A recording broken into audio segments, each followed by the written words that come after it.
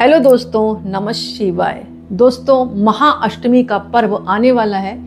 2024 में 11 अक्टूबर की अष्टमी मनाई जाएगी, जो कि दोपहर में रहेगी 12:06 तक, और 12:06 के बाद लग जाएगी नौमी। यानी कि उदय तिथि में जो है 12 अक्टूबर को नौमी का त्योहार मनाया जाएगा। लेकिन संधि काल की बात की जाए तो 11 अक्टूबर को अष्टमी और दोपहर तक अष्टमी है और बाद में नौमी लग जाएगी। तो संधि पूजा का भी विधान है।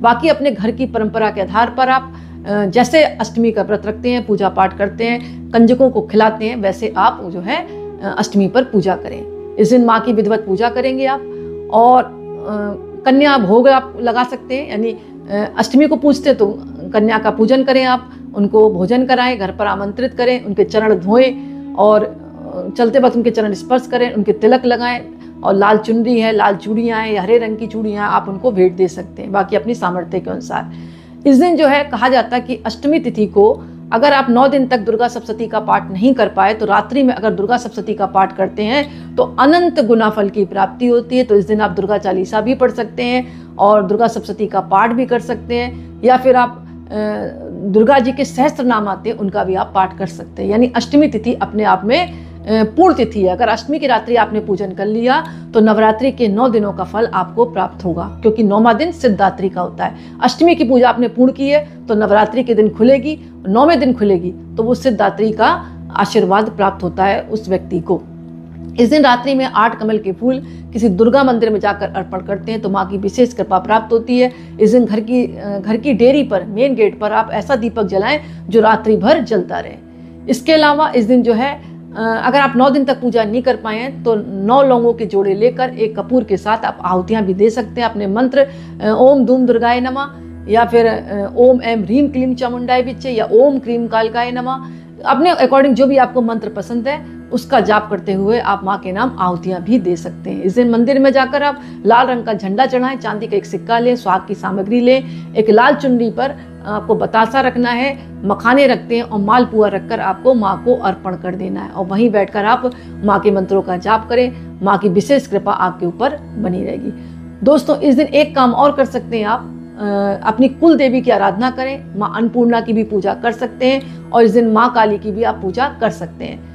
और दोस्तों, अगर आपके जीवन में विवाह से संबंधित दिक्कतें आ रही हैं तो 5 वर्ष की कन्या को घर पर बुलाकर आप उसको भोजन में हलवा पूड़ी खिलाएं, खीर खिलाएं, और श्रृंगार की सामग्री उनको अर्पण कर दें। श्रृंगार में सिर्फ आप सिंदूर छोड़कर आप चढ़ा सकते हैं, क्योंकि कुंवारी कन्याओं को आप भोग के लिए आमंत्रित कर रहे हैं। तो बाकी आप नैन पॉलिश है, चूड़ियाँ हैं, लाल चुनरी है, आलता है, सब कुछ अर्पण कर सकते हैं। माँ से आशीर्वाद लें, आपकी शादी के जल्दी योग बनेंगे। धन से संबंधित दिक्कतें आ रही हैं तो 4 वर्ष की कन्या को मिलाकर खीर पूरी खिलाकर पीले रंग के कपड़े उनको भेंट करें, चरण स्पर्श करें, उनका आशीर्वाद लेंगे।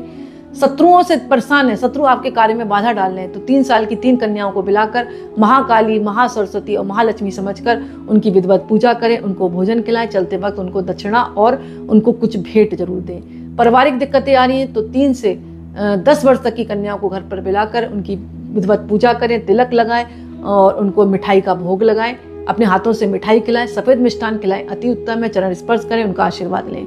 आपकी पारिवारिक कलह दूर होगी, घर में शांति बनी रहेगी। दोस्तों, अष्टमी के दिन कुछ चीज़ें वर्जित होती हैं। यानी अष्टमी तिथि कई बार ऐसे आती है कि 7वीं में अष्टमी निकल आती है, तो 7वीं वाले दिन आपको ताड़ का प्रयोग नहीं करना। जैसे लोग ताड़ का जूस वगैरह लेते हैं वो नहीं लेना है, क्योंकि रोग को निमंत्रण देने वाली बात कही गई है। अष्टमी की रात्रि या अष्टमी पर नारियल आप चढ़ा सकते हैं, लेकिन आप खा नहीं सकते। कहा जाता है बुद्धि का नाश होता है, और इस दिन लौकी नहीं खानी चाहिए। अष्टमी तिथि को कहा जाता है जो लोग लौकी खाते हैं गौ मांस के बराबर माना जाता है, ये कहा गया है, मैं अपने मन से कुछ नहीं कह रही हूँ। इसके अलावा इस दिन आंवला है, तिल का तेल है, या लाल रंग का साग जो है कांसे के बर्तन में उपयोग ना करें। ये चीज़ें वर्जित बताई गई हैं। बाकी आपको सभी को पता है अष्टमी की रात्रि बहुत महत्वपूर्ण है। इस दिन हवन जरूर करना चाहिए। माता के मंत्रों का जाप करें, हवन करें, कमलगट्टे की माला से हवन करें। माँ का असीम कृपा और आशीर्वाद आपके ऊपर बना रहेगा। दोस्तों, इस दिन मैं आपको बताऊंगी महाकाली की पूजा का मतलब बहुत ज़्यादा फल मिलता है। तो जो महाकाली हैं उनके कितने रूप हैं? महाकाली के रूप हैं, एक काली के रूप में इन्होंने अवतार लिया है, दक्षिण काली, शमशान काली और भद्र काली के रूप में इन्होंने धरती पर ये अवतरित हुई हैं। अब सब प्रथम मैं ये बताऊंगी कि ये जो चारों कालियां मैंने आपको बताई हैं ये महाकाली के रूप ही बताए गए हैं, लेकिन भद्रकाली की पूजा युद्ध क्षेत्र में जाने वाले लोगों को करनी चाहिए। और इनकी उत्पत्ति कैसे हुई दोस्तों, आपको सभी को पता है, राजा दक्ष ने जब यज्ञ किया था तो माता पार्वती मतलब माता सती को और भगवान शिव को आमंत्रित नहीं किया था। सती माँ अपने आप चली गई थी, फिर गुस्से में आकर के उनके पति का अपमान हुआ था तो वो हवन कुंड में कूद गई थी। उस हवन में कुंड में जैसे ही कूदी तो वीरभद्र और भद्रकाली का जन्म हुआ। तो भद्रकाली जो है बहुत गुस्से वाली है, और जो लोग शत्रुओं से परेशान है उनको परास्त करने के लिए अगर पूजा करें वो भद्रकाली की करें। अधिकतर ये लोग जो युद्ध में जाते हैं वो भद्रकाली की ही पूजा करते हैं। कुल मिलाकर बात यह, भद्रकाली का जन्म राजा दक्ष में जो हवन किया था उसके कुंड से हुई है, क्योंकि माँ सती हो गई थी उसमें। ये बात आपकी समझ में आ गई होगी।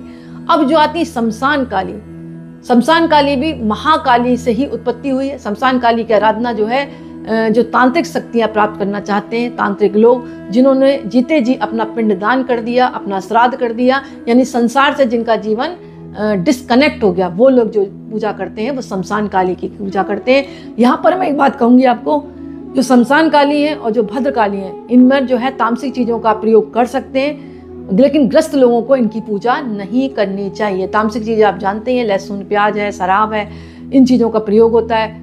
तो शमशान काली और भद्रकाली में जो लोग पूजा करते हैं वो अधिकतर ग्रस्त वाले नहीं करते। युद्ध वाले जो भद्रकाली की पूजा करें, जो तांत्रिक शक्तियों को अर्जित करना चाहते हैं वो शमशान काली की पूजा करें। इसके अलावा जो काली हैं और दक्षिण काली हैं, इनकी पूजा सात्विक तरीके से बताई गई है।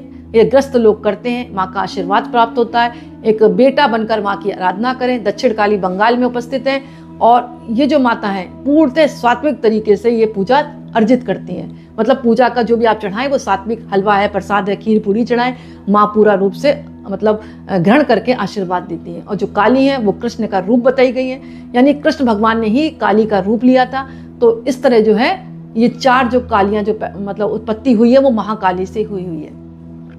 अब इनके जो बीज मंत्र है वो ओम क्रीम कालकाय नमः या ओम क्रीम नमः, इस तरह आप मंत्रों का जाप करें, या ओम एम रीम क्लीम चामुंडाय बिच्चे, इस तरह मंत्र का जाप करें। माँ की असीम कृपा आपके ऊपर बनी रहेगी। तो दोस्तों आज का वीडियो मैं यहीं समाप्त करती हूँ। पसंद आए तो लाइक करें, कमेंट्स में नमः शिवाय जरूर लिखें, और नवरात्र चल रहे हैं तो जय माता दी। धन्यवाद।